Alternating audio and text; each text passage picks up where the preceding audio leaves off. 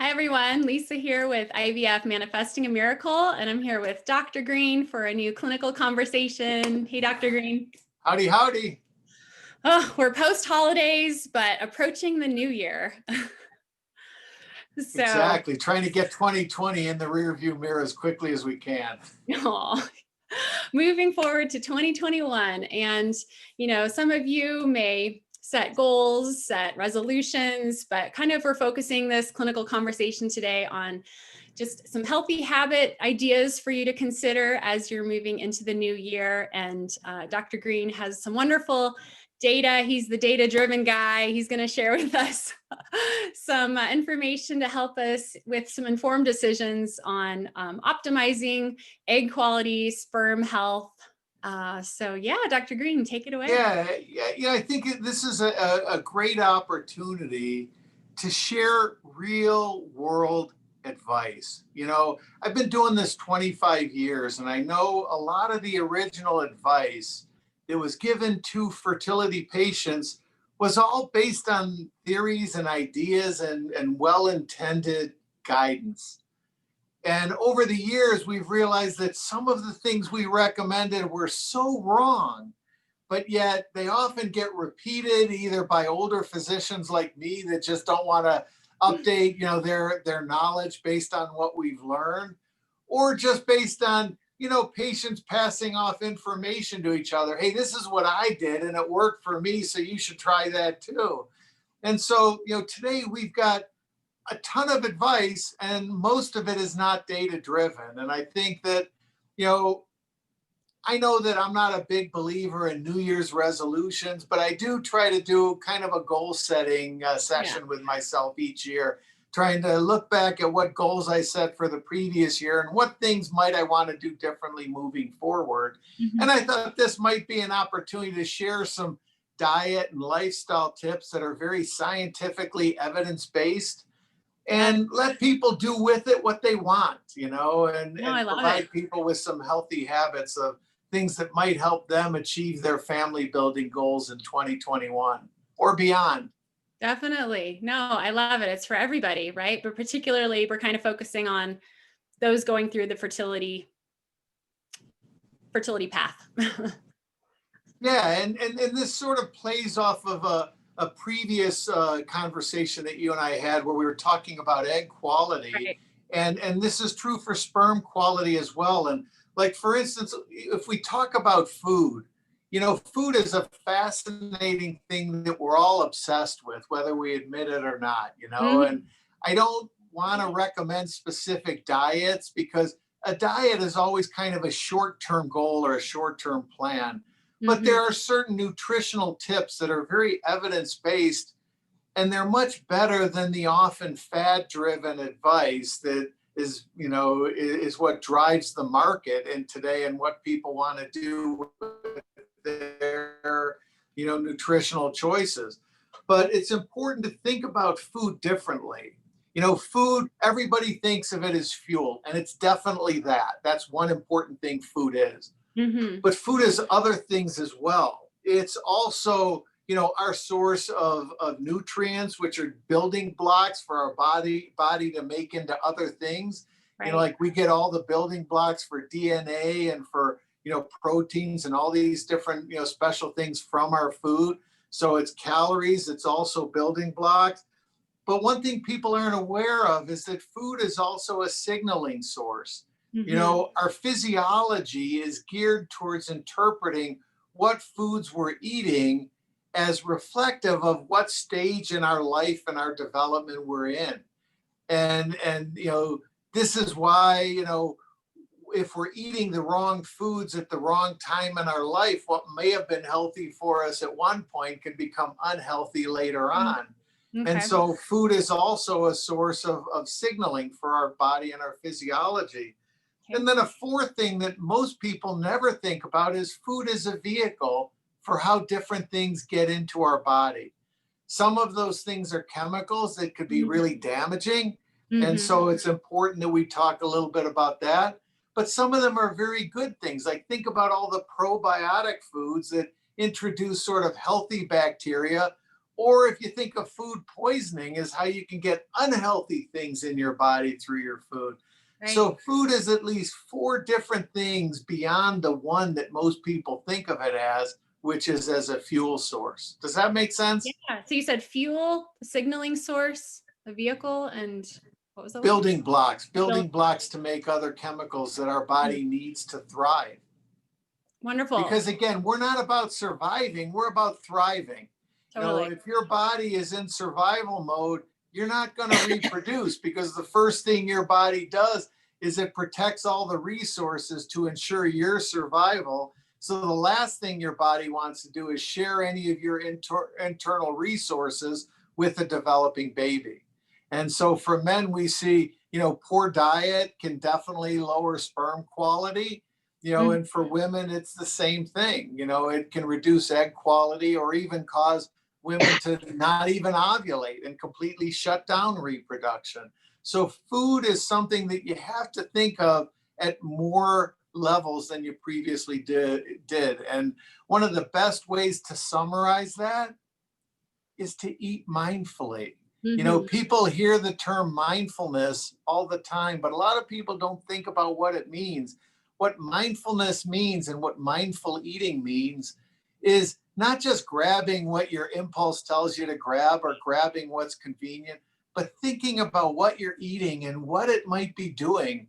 And that'll guide you towards healthier food choices. So my first recommendation for people in 2021 is to practice mindful eating. And what I mean by mindful eating is thinking about certain things related to their food. One is whenever possible, eat things in their most natural source, things without a label. If you think about it, for instance, fresh fruit is very healthy and you're not going to overdose on that.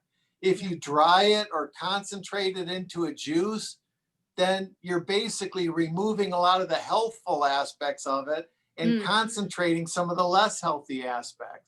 And if you're taking that concentrate and then doing something else and making it into a pie or something else, it's even less healthy. Yeah. Or if you're just removing the sugar aspect of the fruit, what's called the fructose, everyone knows how bad high fructose corn syrup is. Yeah. Because that concentrated fructose is so much worse than the original fructose in the fruit that it came from.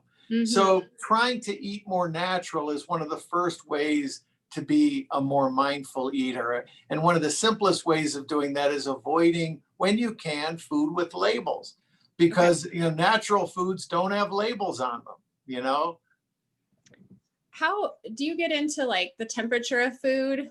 I did go to an acupuncturist during my fertility treatments, and one of the things he suggested was a lot of warming foods. Are you big and avoiding again, raw vegetables, cold raw vegetables, eating more warming, or do you not really get into that?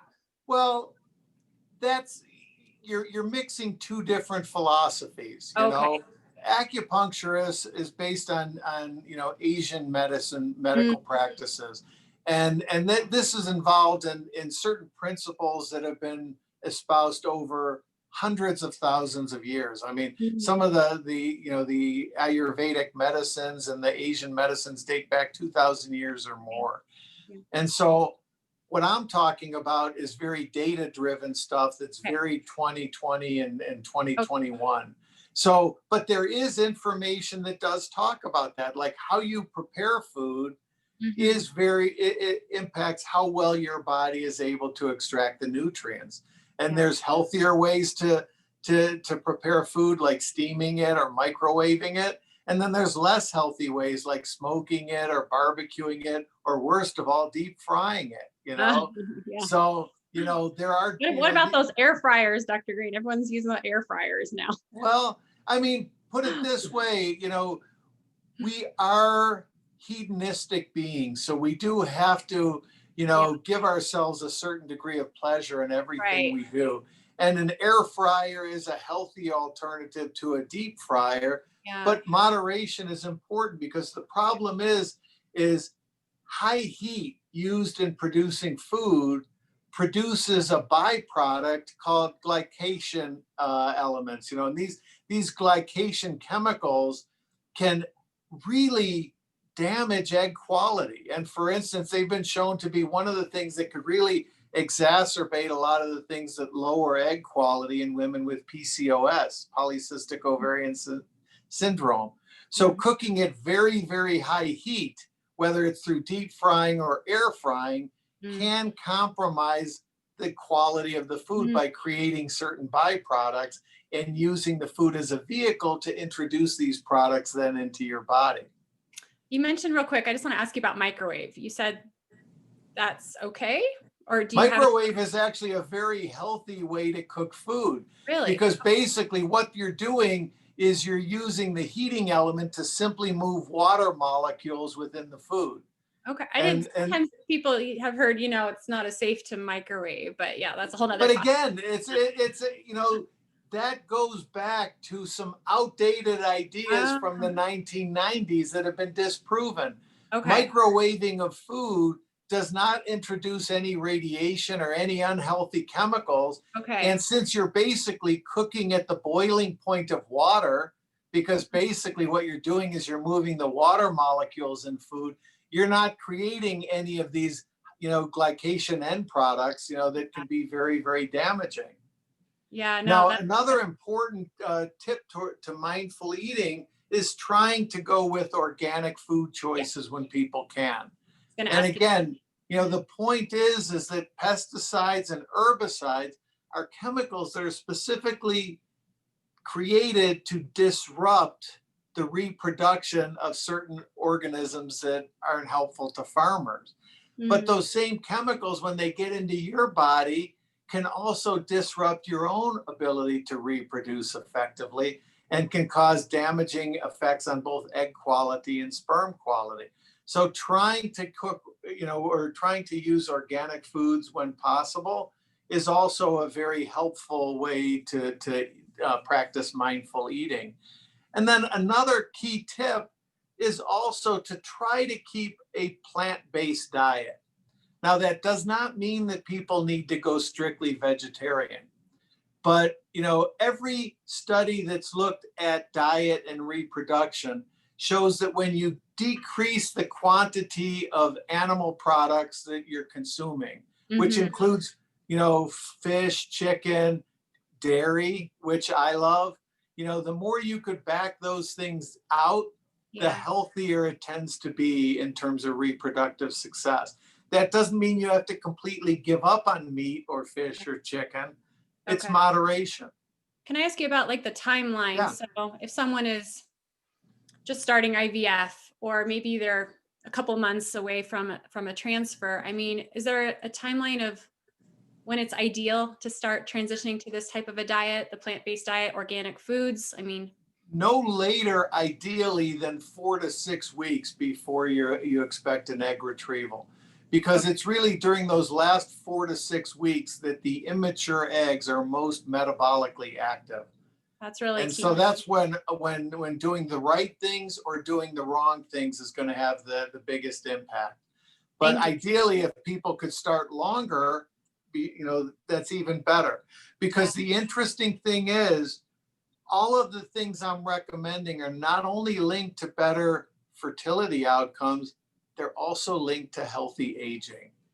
And one of the things that I can't stress enough is that, you know, the first sign of aging that we see in human biology is a reduction in fertility. You know, and the point being is most people think of aging as something that you think of after you're done having kids. But the reason that a lot of people today are having difficulty having children is because of declines in egg quality and sperm quality, which is the first and earliest signs of aging. And this is why, you know, I was explaining this to a patient earlier this morning. We have egg donors retire when they're 32. Yeah. Okay. Ideal egg donors are women that are between 22 and 32 years of age. Because once they hit 32, egg quality starts to decline because of age. And even, you know, the healthiest individuals will have some effects of this, just like we all age. But what we're focusing on today is trying to help people age in the healthiest way possible so that 40 really does become the new 30. Right. And it's walking the walk through mindful choices. And both of these are for male and females. Yes, it's been true. Like, for instance, the one dietary pattern that's been shown to be best is what's called a Mediterranean diet, which is, 80% or more of the calories are non-animal based products. It's mostly, plant-based products. Yeah. And it's eating things that are closer to their natural forms. Right. But what we've also learned is that certain foods can actually stimulate certain changes within our DNA that can promote DNA repair. Like, there's been a popular diet that actually is more evidence-based, that's been much more popular in Europe than in the United States, is what's called the SIRT diet, SIRT. It's an acronym, or it's an abbreviation of the word sirtuin, SIRTUIN. Now, Huh. these are certain proteins that our body produces that stimulate DNA repair within our body. And if you look in Europe, everyone talks about the SIRT diet because it's a way of trying to get your body to produce more of these chemicals that can then stimulate DNA repair while also helping people achieve and maintain a healthier weight, but most importantly, healthiest aging. Thank you for that. Do you have any, I know, I guess it's kind of a trend, but a lot of people are doing like intermittent fasting. Do you have any reflections That on was that? my next thing I was going to talk about, is that, Really? intermittent fasting has been shown to be another way of creating this favorable sort of physiologic stress. Remember, I said that food is also a signaling pathway. Hmm. And when our body goes through periods of not taking in food that we don't need at that moment in time, that stimulates something in our body called autophagy.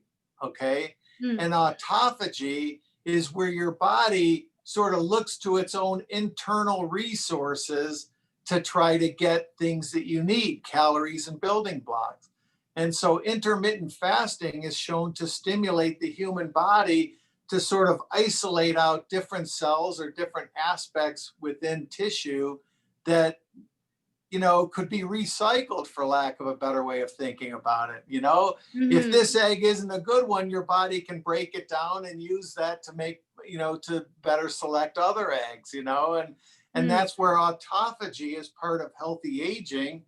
And we're also finding that it's able to stimulate, these certain changes in our body that can boost reproduction. Mm. And we're able to demonstrate today that intermittent fasting, and there's a whole bunch of different ways that this can be done.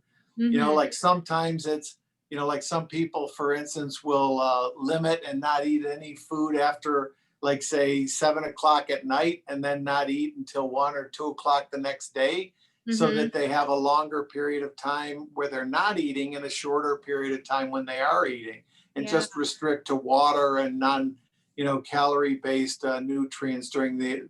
That's one way of doing it. Some people will instead fast one day a week. Other people sometimes will fast like 3 days a month, sequentially.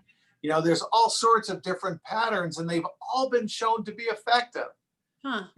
Another thing that's been shown is, if you're doing an overnight fast, is to work out first thing in the morning, before you take in calories, and that this could stimulate your body to promote, again, more healthy development and more healthy egg and sperm production.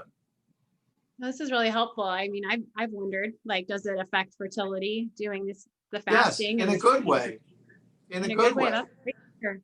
And like, for instance, like when you think about the popularity of ketogenic diets have been shown to help some people with weight loss. But number one, it's not a healthy long-term diet to be on. It's been shown that people that follow that for long periods of time can develop all sorts of chronic health conditions. But Mm-hmm. it's also how people get into the ketogenic phase. A lot of people think that the best way to eat a ketogenic diet is to eat all the animal products that they possibly can, and just eat all the protein and fat. That's been shown to help promote weight loss, and it'll definitely compromise fertility at the same time. So it's not the ideal thing for someone that's trying to become pregnant. Okay. With New Year's right around the corner, I have to ask the question, drinking. So people that want to have a drink and celebrate, like, can you share, people have to check with their own doctors on this, but like those going through fertility treatments, was one drink every once in a while. Can you share any thoughts on that? Is it okay? And moderation is the key, and again, not all drinks can be treated equally. Right. Like a For glass of instance, wine for a hard yeah, liquor. like red wine is a great example. Red wine has a chemical in there called resveratrol, and it's one of the most concentrated sources of this chemical called resveratrol. Remember, I mentioned a moment ago the SERT genes. This stimulates something called SERT1, which is one of the ones that's most intimately involved in promoting the way DNA recombines and repairs. So you could see, and we It's good. routinely, I'll just keep drinking my red wine then. It's all good for me. we routinely put our patients on resveratrol often to try to get the benefit. Okay. So, again, going back to the source of it in moderation is not necessarily a bad thing. Okay. Ideally, it's good if you could purchase an organic red wine, Okay. in moderation, because too much of the alcohol in the wine can actually trigger some unhealthy changes in the liver, which can compromise some of the beneficial effects. It's moderation. Okay. So probably that over maybe beer or. Well, beer has some health benefits Oh, too. It's been shown to have some abilities to balance some of the estrogen and progesterone levels in a very healthy way. And there's also some other antioxidants in it, but it's still moderation is the key. Right. Wow. Thank you. This has been really helpful. Are there other? Well, one other thing that I think is really, really important moving forward as a 2021 goal is for people to try to find some way of reducing some of the impact that emotional stress, not metabolic stress, which we were talking about a moment ago, can have beneficial things through fasting, but emotional stress. If people wait until they're actually feeling the effects of stress, it's having a much bigger effect than they can imagine. And there's an awful lot that we've learned in 2020 about how unpredictable the world can be and how we don't always get what we want. But I really am pushing to my patients to increase their use of meditation and slow, deep breathing exercises. And again, these are principles that have been around for over 1,000 years that have now been shown to actually stimulate repair in the DNA. And it's through a specific mechanism called telomerase.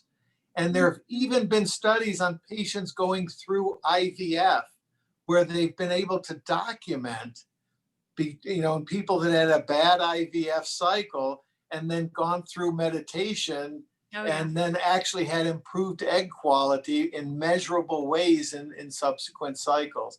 So, downloading an inexpensive app onto the phone, taking 5 to 10 minutes a day minimum to do some, mindfulness exercise and some slow, deep breathing can have tremendous benefits. Whether you feel it or not, can definitely help. Oh, thank you for promoting that. I mean, you're speaking my language. I'm all about calming the nervous system, tapping into that parasympathetic nervous system. And, I feel like so much of the time going through fertility treatments, there's an element of like, you have to do more and do more. And it's such a do. And I'm all about like rewinding that, like just be. Sometimes doing less is doing more. Exactly. Yes, it's to simplify, like, because exactly what you're talking about. It's like people got to think they got to do the next thing and the next. It's just no, like just. And I think 2020 has been a wonderful gift in that way to remind us, like, getting quiet and going within and really just focusing on your journey, like eliminate some of those distractions. And I love that we said mindfulness, mindful eating, mindfulness for our body. It's a real holistic approach for the mind, the body, the spirit. It's all interconnected. Couple of more quick tips for people Yes. moving forward. Yeah. You know, we love our fast-paced lifestyles. No, I don't know if Time I to love slow it. down a little bit. Healthy sleep patterns Yeah. definitely have an impact on egg quality and sperm quality. And even supplementation with melatonin has been linked to both better egg quality and sperm quality for Really? reasons that we're beginning to start to understand at the molecular level. Okay. It's also been shown to reduce our susceptibility to respiratory infections as well. So another added benefit as we still deal with this ongoing pandemic. Last thing that I would really want people to put down as a goal for 2021, try to get outside more. Yeah. There again, we're starting to understand physiologically where, first of all, exposure to colder environments, which is something we have the luxury of here in Colorado by getting up to the mountains, has been shown to tweak certain enzymes that can stimulate DNA repair. The other thing, there's been some fascinating data that's come out that shows getting out amongst trees, whether it's in Yeah. a city park or going out on a hike, that the trees release certain chemicals that can definitely get into our bodies and have some really healthy fertility boosting benefits, while also help normalizing and boosting our immune system. And for anyone that's interested in that, I would encourage them to look at some of the emerging science on what's called forest bathing, where people Yeah. go out, and it's even been shown like through some laboratory studies where people have taken some essential oils from, certain plants like enoki cypress trees and whatnot, and been able to measure physiologic changes even when they were, doing these experiments with essential oils that were being given to medical residents that were sleeping in on-call rooms. Okay.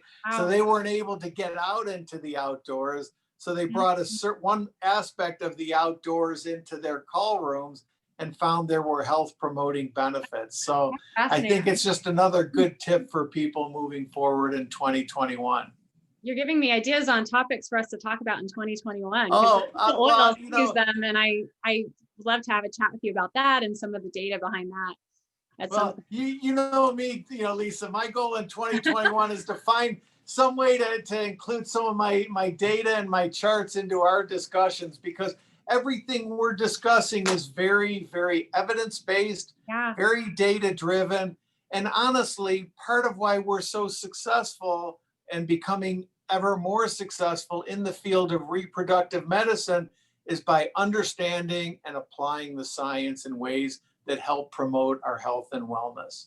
No, I'm so grateful for you. Like you really do explain it in such a way that we can digest it easily, and you have the data to prove why you're explaining, why And you're it's fun. recommending It makes it actually more, it makes it easier to want to do some of these things when you start to understand why it works, instead of just, my Aunt Myrtle recommended this because her niece tried this and it worked for her. No, I just want to thank you, because we started these I don't clinical have an Aunt Myrtle, by the way. well, we started this clinical conversation series in February of this year, right before the shutdown, which I love that we've really embraced this time to like have these conversations, and moving from the in-person talks to the virtual chats like we do now. And I was adding up, we have over 13 videos that we've Oh, covered fantastic. from a lot of on COVID, egg quality, intralipid infusions, embryo grading, the PGTA testing, male fertility,